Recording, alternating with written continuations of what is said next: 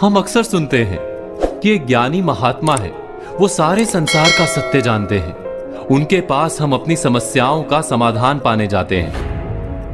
ये उचित भी है कि हमें ज्ञानी ध्यानी लोगों से जीवन और संसार का सच जानने का यत्न करते रहना चाहिए।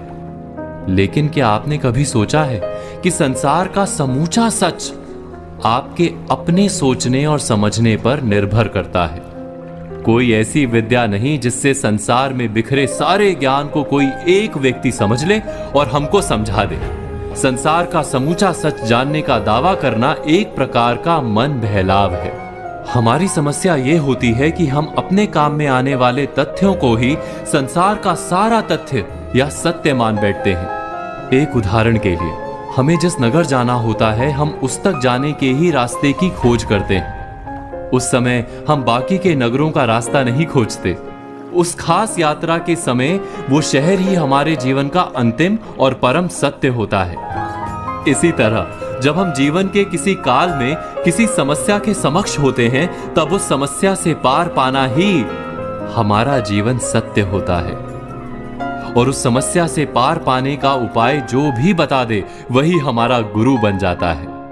हम ये कभी नहीं सोचते कि उस ज्ञानी के पास संसार का सत्य है अथवा नहीं। इस संसार के सत्य को समझने के लिए हम आपको एक कहानी सुनाते हैं।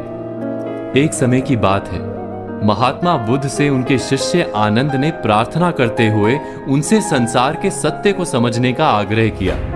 भगवान बुद्ध कुछ देर मौन रहे। वो सब उस समय जिस इमली के पेड़ के नीचे बैठे थे, उसकी डालियां बहुत नीचे तक, लगभग भूमि तक आ रही थी। वो पेड़ महाविशाल और घना था। आनंद उत्तर की प्रतीक्षा में मौन रहे।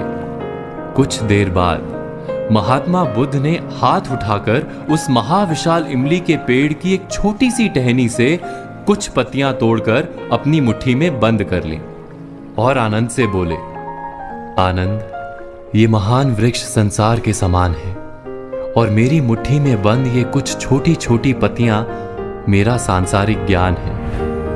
इस संसार को समझना किसी एक के बस की बात नहीं। इसे हम सबको हर पीढ़ी और हर युग में समझने का यत्न करना होगा। तुम अपने स्तर पर अपना प्रयत्न करते रहो।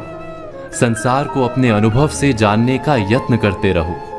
जितना तुम स्वयं जानोगे, वही संसार का वास्तविक ज्ञान होगा। बाकी सब केवल उपदेश होता है। बुद्ध ने स्वीकार किया कि वे पूरे संसार का ज्ञान नहीं रखते, इसीलिए वे महात्मा और महान थे।